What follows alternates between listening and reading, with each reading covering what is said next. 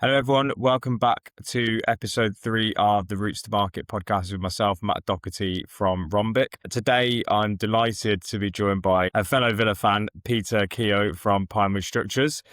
Pete, how you doing? Yeah, very good. Thank you, Matt. How are you? Yeah, good. Thank you. Welcome. Thanks for joining us. No So, problem at all. to start the conversation off, just could you give us a bit of a rundown of your, I guess, origin story, how you got to where you are, what your background is, please? Your origin story makes me sound like a Marvel superhero, which I'm certainly not. You've got pillow in the background for Well, that. is that what got it? Is that what got it? Yeah, yeah. To be honest, I sort of fell into or fell up to sort of where I am today. I started off helping my dad's company with like fixing the IT over a summer job before heading off to uni to start a degree, and kind of fell in love with the fact that I was getting paid to do things. You only lasted at uni about 6 weeks, so then went back to work for them, and they were they helped self builders with timber frames, and I did sort of various roles there, buyer, scheduler, sort of all the admin roles that my dad encouraged me to do a part-time degree. Hell of a lot to him, encouraged me to do a part-time surveying degree. So I went through that, became a designer. So I was designing the self-builds, became the sort of design office manager. And I think because I was so mouthy, they said, you could probably be good at sales. And so it was a natural segue to get me into sales. So I ended up in as a sort of technical sales manager there. And then joined Pinewood Structures, where I'm now, in 2018 as a business development manager, then sort of key account manager. Pinewood are a timber frame supplier to an off-site specialist, supplying timber frame to sort of house building, whether that's house builders or contractors. And then after the departure of the old sales director in 2021, I became officially sales and marketing director at Pinewood. Like I say, it's kind of fallen up at each stage, but I think the key thing for me was always to do things I enjoyed, because you spend so much time working. What you want to be doing is at least doing something that you enjoy, and I sort of enjoy educating and providing good service to people, so sales was a natural place, I think, for me to end up in the end. It's funny because everyone always says they fall into this industry. I'm waiting for the day that someone actually turns around and goes, no, I was dreaming of selling building materials since I was 5 years old, but I'm not holding out hope on that one. I'm pushing my sons into it, trying to get them as encouraged into. My dad was obviously in the industry as well, so probably, in the back of my mind, that it's a comfortable area, isn't it? If you've got people around you doing something, it feels like a comfortable way to move into stuff.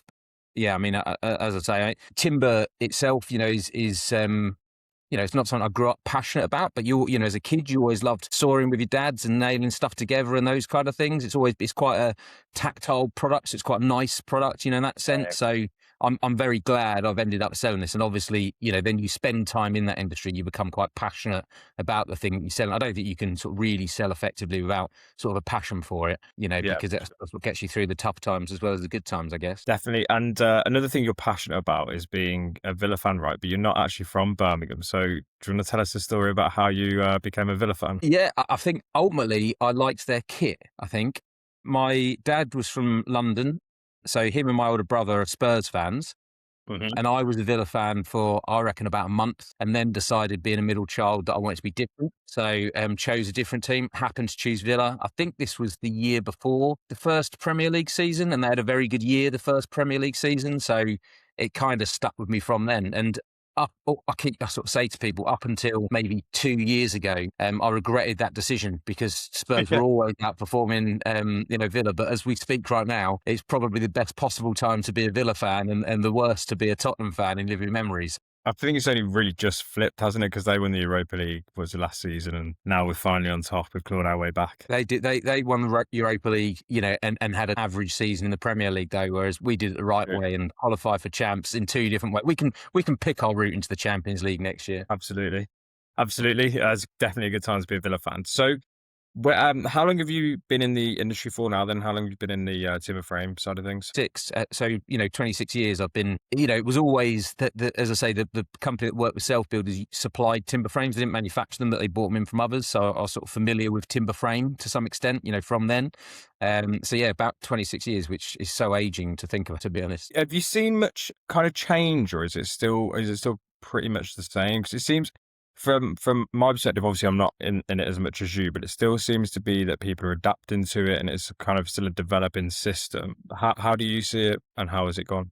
Up until a couple of years ago, I would have said it goes through this process of kind of nearly breaking through to the mainstream and then falling off for some reason and nearly breaking through.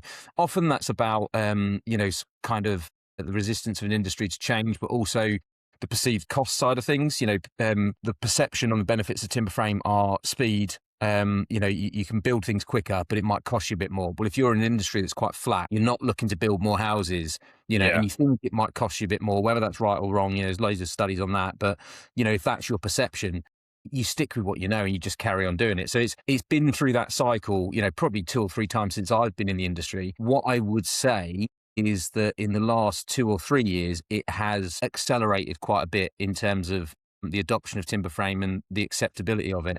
And I think there's, tons of reasons for that. I think, the government have pushed it via sort of their Homes England grants for affordable housing. If you build an affordable housing, you do want to build quicker. So they've Yeah. looked at forms of construction that are, sort of going to give that sort of off-site forms of construction. I think there are quite a few entrants that's based on a sort of an ESG side of it. The embodied carbon on timber frames are a lot less. So if there's a lot of currently there's a lot of companies have sort of activist shareholders that are looking at the environmental side of stuff. Yeah. And so you had Carla, for instance, bought themselves a timber framer because they were owned by LMG, and that was an ESG sort of decision to do that. And then you've then got the big house builders that have got their own timber frame factories now. So you've got Barratt, you've got Bellway, you've got Taylor Wimpey, as I mentioned, Carla. Obviously Vistry have as well, Persimmon. So a lot of them have got it, and some of the recent entrance to the market on that front have done so as a kind of a hedging bet against the fact that if and when the market goes strong, comes back strongly, you then really struggle with trades and materials. So if you've got a whole different supply chain that's a timber frame, and if you own and control that supply chain, it gives quite a lot of versatility to what you're doing. I think all those things together have meant that it's a lot more visible timber frame, and that means if the tier ones are doing it, you start getting the next people down thinking, well, hold on a second, why is everyone else doing this? What should we be doing? So we've been talking with quite a few of the next tier down house builders that are, looking at, well, how can we do what they're doing? We're not going to build our own factory. We're not going to do that investment, but how can we bring timber frame into it? And so there's a real opportunity for timber frame at the moment, if we get it right, to get people to be using timber frame the right way. The risk is always that somebody plows on, does it, it doesn't work for them some way, and then you lose, 5 years momentum where all the staff in that business go, I'm not using timber frame, we did that trial, it didn't work. So there's a responsibility on us as an industry to make sure that, when people are trying timber frame for the first time, it goes as well as it can. I think modular housing's had that problem, hasn't it? Quite a few companies have tried it and then it's not gone successfully, or some companies like Ilk Homes looked like they were doing really well for a while, didn't they? And then that obviously went into administration. So yeah, you are right, I guess. What are you doing to make sure that things are going right the first time these companies adopt your systems? Yeah, I think modular had its own problems because the model was very difficult because it involves absolute uniformity, and it captures a lot of overhead in the factory, whereas traditionally sites have not had that overhead because you've just used guys on site. Timber frame, I think, gives you that good balance between it, where you get some of your factory benefits, but you still, you can have that flexibility and you can do stuff differently. It's a good question though on, what can we do to support it? I think, it's finding, it's like everything in any industry, let alone sales, but is about relationships and communication, and really having good communication with the right people within a business, getting that trust so they trust what you're saying, so you can then talk them through. I sort of talk with customers that are taking on timber frame for the first time, and just to show my age, quote Donald Rumsfeld, but when he talked about like the known knowns, the known unknowns, that kind of stuff, we know that stuff they need to think about for the first time. We know there's things that, that we aren't sure what's going to happen, but this is where to be aware. So try and prepare for as much as that, so that when they get onto site with timber frame, they're not suddenly surprised by, oh my gosh, we've got all these problems. It's like, no, we've thought about all those things during the design side. Yeah. Again, one of the things I always say is it's an off-site form of construction.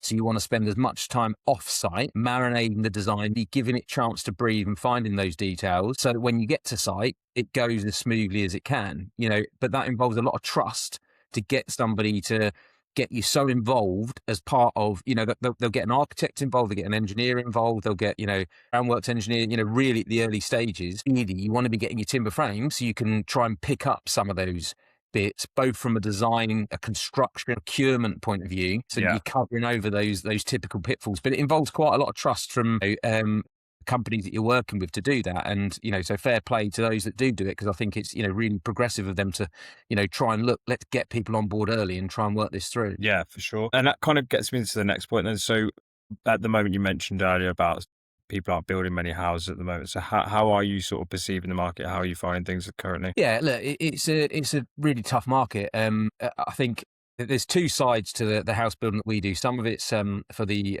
private house builders, and some of it's for the affordable housing. On the private house builder side of it, material prices have gone up. Ever since COVID, they've gone up for multiple reasons that are out of, the likes of our control. It's we're talking about global stuff here. So the price of materials have gone up, but the people's ability to spend hasn't. So, you can't charge more for the houses, but it's costing more to do. So, it is a quandary that they're facing on there, and it makes overall building of buildings, the viability harder. And then when you're trying to look to get them to do something innovative and new, that's a hard thing as well. And then on the affordable side of stuff, there's been quite a lot post Grenfell with remediation, where they've had to spend a lot of money on that. Again, they sort of tend to borrow quite a bit of money to be able to get things going. And again, the borrowing side of things isn't easy at the moment at all as well. So it's hard in terms of the volumes of houses that are going out there. But all you can do within a tough market is do the best you can in your section of it. I can't change those things. Yeah. What I can do is try and build those relationships that I've already got, make sure that I'm supporting them, as best they can to get best value. And then also when there are new opportunities out there, to really try and convince them that, look, not only can I help you do this successfully, we can kind of help educate in this. And ultimately, if we do that, the end result's going to be more successful. It's going to be cheaper. It's going to go quicker, so it's hard just looking at a piece of paper, assessing those things. But where did you end up afterwards? Were there loads of variations on that? Did you have to deal with lots of unknowns? So trying to bring as much of that out as possible. And I think, we do that really well as Pinewood. There's a few timber framers out there who do that really well. We as Pinewood do it really well as well. So I think that's the key, is doing the best you can in a tough market. We are helped by the fact that, as I say, I think timber frame as a percentage of the houses being built will be significantly higher, last year, this year, next year, than it was. It's a bigger percentage of a smaller pie. Do you think that because obviously since sort of Brexit in 2016, there's been quite a lot of global and sort of national issues that have caused the construction industry to slow down, and especially probably over the past 4 years since we got out the back of COVID, there's been quite a plateau and it's been a really tough market, and people are seeing that the sort of status quo isn't working the same way it used to be. Do you think that's made people a bit more receptive to timber frame because they want to try new things to see if it does help and does kind of move them in the right direction? Yeah, again, good question. I think that two things. One is that labour availability post-Brexit, I don't think we've really felt yet, because the market's been quite flat. So whilst Brexit's happened and we've potentially lost some of these trades, there's a famous graphs you can look at about the ageing of the UK workforce, and the homegrown UK construction workers are all coming towards the end of their careers, and we're not getting a lot through. We relied a lot on sort of overseas workers to be able to sort of fill that middle ground, and if they're not as accessible, when the market kicks back, that'll be a real struggle. But one other consequence of it is that because you're not getting because you've got this workforce that's aging, it means that they take with them the techniques that they've always done, and the new blood that are coming through, maybe have some of those biases or, ways of doing things, but also they're a more digital generation as well. So, you've got people that, I remember an architect talking about the fact that Minecraft's the best thing kids can ever have because it teaches them 3D spatial design. And again, you've got a generation that's coming through on that. So innovative, newer ways of doing things, computer, ways of doing things with computers, it is a lot more. It's not even just, it's the normal way to do things. And again, with timber frame, if you're three-dimensionally designing a timber frame on a computer, as opposed to grab some blocks, do them on site, that's more analogous with like Lego building. Whereas timber frame is more analogous with Minecraft building. It's that generation of people that are coming through are going to be more open to ideas, I think, So I think that's definitely an element. And again, potentially more socially conscious, potentially more environmentally conscious people coming through, broad stroke and everything. But, there's a generation coming through that's thinking more about these things. I And think all that's those fair things to say, lead though. into super. I think that is fair to say, though. A lot of people from sort of the young generation, to me, they're like Gen Z and below. They are very environmentally conscious and more socially aware, I guess, and it is more about the kind of bigger humanitarian piece, I guess, isn't it? I think that, and the next challenge is, both in terms of the wider industry, but also in terms of my profession, is AI. Yeah. That's the next thing, isn't it? That's the next, door to open, and how that, sits within construction. How can construction, they always say, is like a productivity issue. It needs to be more productive. I think, you know, AI can assist that. It's definitely one area where you can be more productive because you take out repeatable tasks and you get something done. But then specifically looking at the sales side of stuff, again, everyone's kind of looking at their jobs going, right, are we all going to lose our jobs? Where's it going on? My version, I sort of have to be optimistic as a salesperson and as a villa supporter. I've previously had to rely Sure. purely on optimism because we haven't had anything else to go on. But my view on it is, it really can be an amazing tool, and it's something we should lean into as a supplement to what we're doing, and to kind of take away some of that more mundane stuff. But my opinion, you'll always need the human touch. To be fair, we had a big transformational project internally at Rombic over the past sort of 6-7 months, and we've implemented AI. But it's not taking away any of the human element at all. I think that actually gives you more opportunity, more time to have the human element, which, especially in construction, it's such a relationship-driven industry. Obviously, a lot of it at the moment is about price because margins are tight, cost of living and interest rates, etc., etc. But it is, and it always will be, I presume anyway, a relationship-driven industry. So having your time taken away with, like you said, mundane tasks only gives you more chance to do that. So in essence, should give you more opportunity to grow the businesses. And I think there's another challenge that comes out of that as well, which is, you completely agree, relationships are key, but we're in a increasingly digital world, where increasingly, face-to-face interaction is harder. Now, it enables amazing things like this. We wouldn't be sitting here chatting, probably, if it was just the old school, would have been, right, we've got to hire this out here, we've got to go over there, we've got to meet up in person and do these things. So it enables to have this, sort of conversation, the relationship that we've got. But it does also then mean that you're operating in a slightly different world because it is slightly less tactile. These situations like this are great, but if you've got a group of people sitting on a Teams call, the Teams call tends to become a lot more agenda driven. And it's more difficult to fill the gaps or for the quiet people to be heard or, whatever. So it means that you don't pick up on those visual cues that, oh, that person's leaning forward because they want to speak. If you sat around a table, you see that, so it tends to be people like me who speak the loudest, speak the most.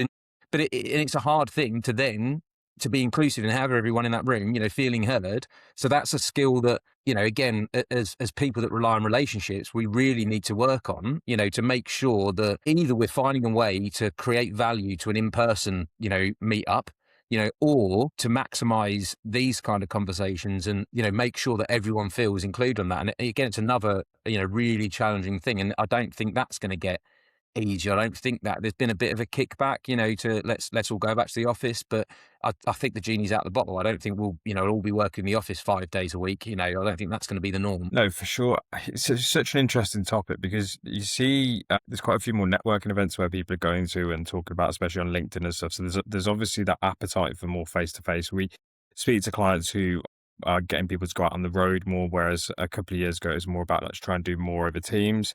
Like you said about having the group settings on video calls, they don't work properly because not only do certain people sort of like overtake the meeting, but also if other people try to speak, they end up just talking over each other and no one can understand anything. But then you look at things like exhibitions, and a lot of exhibitions seem to be falling by the wayside. So even though they're face-to-face sort of networking events, essentially, a lot of them are getting less and less busy. So it's trying to find a balance in what is actually working and what isn't working, I think. I don't know the answer, but I think the key thing with all this change going on, and I don't think change is going to slow down over the next couple of years until we settle into something. Since COVID, it's just accelerated because you had all the COVID working from home. Then you've got AI and those kind of things and digital tools, and we're trying to work all this through with this digital explosion. I think that the absolute key thing that we try and work on as with my team, and I'm lucky I've got a really good team, but that we try and work on is look, we can't just keep doing the thing we've done the same way, forever. We're not selling in 2020, we're selling in 2026. So what does that look like? What do our customers want? And it's always a hard thing where, you kind of assume, oh, well, I assume this is what the customer, this is what I think I would want as a customer, but I'm not selling to me. I might be selling to someone with a completely different personality type than me, because otherwise they would possibly be in sales rather than buying or a QS or, whatever else. We've got to work out what is it that our customers want and how can we deliver that in a way. I think people are a lot more conscious of their time nowadays. We used to work because that's what you did. You do these hours, you go to work, this is what you do. Now people are like, yeah, but what's in it for me? I'm here for these hours. I want to make sure that I'm getting the most out of these. So how can I add value to what that person's doing rather than just bung them another email that they've got to answer because that's their process for answering? And it's a question. I haven't got answers for it. We're trying to, think what we can do all the time. But I think the key thing that you need to do is be aware that this is happening, and remember, our recently retired old MD said, this is the stupidest that AI is going to be right now. It's only going to get cleverer. It's only going to get more helpful. It's not, I've got a friend who still tries to use a Nokia phone, a dumb phone, which is a nightmare when we're trying to organise five-a-side football with him because he has to log onto the app on his computer. But he's been forced because of banking, because of everything else as well. He has to get a smartphone, so it's only going to go that way. You have to lean into it. If you don't, you're going to take so long to catch up where it is. If you can be at the forefront, not the forefront as in creating new things, but if you can lean into it, then you'll understand it better when it's, sort of 2 years, 3 years down the line, because I don't think it's going away. It's what it's like everything. You have to adopt it, otherwise you'll get left behind. Just look at, for example, if we went from Rolodex to mobile phones, we went from yellow pages to the internet. Like, it's just one of those things that you inevitably, businesses who adopt it and embrace it will do well, and those that try and fight it, unfortunately, probably won't survive. And that's just unfortunately the way the world of business always works, right? Definitely, yeah. And who'd have thought when podcasts first come out that I'd be sitting here in my office that wasn't built, sort of doing a podcast. It's just, this is exactly it. You've got to try and lean into these things because you'll quickly get left behind. There's no point fighting, the tide that's coming, I don't think. No, I agree. So last question on the sector then. Where you've spoken about challenges and things like that, where do you see opportunities and where do you see the construction industry getting out of the situation, or when or where or how out of the situation we're in at the moment? Yeah, again, I think it's really hard because there's how, from the house building side of it, how is that going to get fixed? I mean, obviously the HBF and thing are pushing for sort of demand side intervention with whether it's help to buy, that kind of thing. I think that's a tough one, and it's for people cleverer than me to work out the pros and cons of that.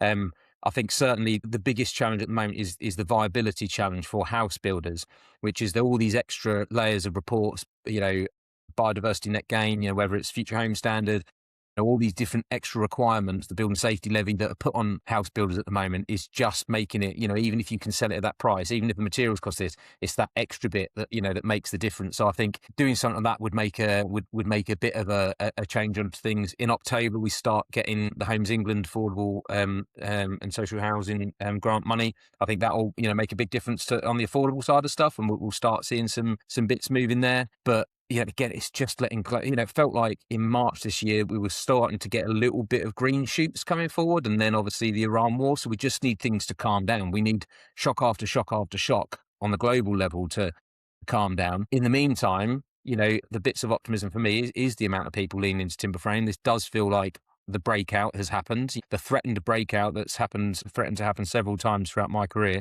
does feel like that is now happening. And I can only see that as a really positive thing, obviously from a business point of view, but also because, again, the embodied carbon debate, all that kind of thing about spreading, our risk from not just dealing with the existing trades that we've got, but into new trades. It offers de-skilled labour, because you don't need, you're using semi-skilled labour rather than sort of a trained, brickie, this, that and the other. So I think I've got a lot of optimism on that side of things. And, it's ride it out and let the people that are clever and better than us, kind of solve the bits. I've read the same reports as everyone else, but It doesn't mean I've got some, magic bullet of a solution. It's just, and I think, the key thing is that as an industry as a whole, if we keep to our principles, we've been going since 1981. If we keep to our principles, then we'll still be going in, 2031, 2041. It's keeping to your principles and not selling out because the market's hard. And that's all about, relationships and doing the right thing. Hopefully, my optimism on everything is that, the good people will out. That's the, the key thing for me. No, I completely agree. So last segment is the quick six, which is basically quick fire questions. Then you can pretty much take as much as you want, but try not to take too long to think about the answer. No, fine. So I've got 6 questions I'm going to ask you, and then, I'm sure the audience would be interested in see your answer. So first question is, what's your pint of choice and where would you want to drink it?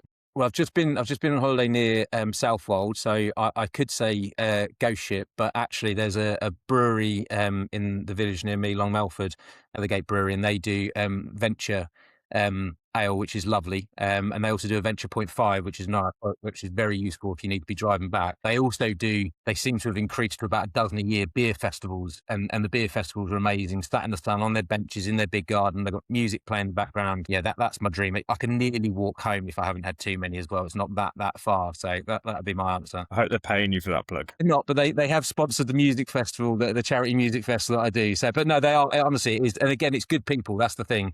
Yeah, it's nice being in a sort of village environment that people you went to school with that run these things. Brilliant. Okay, so a Premier League match day with a meal or 18 holes followed by the pub? Well, it'd be disingenuous after the conversation we've had to not say a Premier League match day. Golf has not been my sport, unfortunately. I have to caddy when I go, which is I've worked out probably the least fun job in golf because you get to do all the walking but with a bag on your back. So it would probably be a trip to Villa Park, but maybe rather than the meal, I'd say a trip to Popwell afterwards or something like that, just to, shake out the hopefully good vibes that have come from another Villa win. Big shout, Popwell. All right, if you were a building material, what would you be and why? Well, I mean, it'd have to be timber, wouldn't it, I guess? I think, timber, without being too corny about it, it's a flexible product. It's, it's reliable, it's strong. I again, as part of this trip that I went to recently for the kids, we went around a forest and they did a room in the broom trail, and as part of that it was saying, spot the nearest roots, and you kind of look at the roots of the trees and you're thinking how amazing that these trees are held in by these things they have to go through winds, buffet and everything else as well like that. And I think you need that kind of strength and flexibility to be able to survive in sales for any length of time, to be honest. Cool.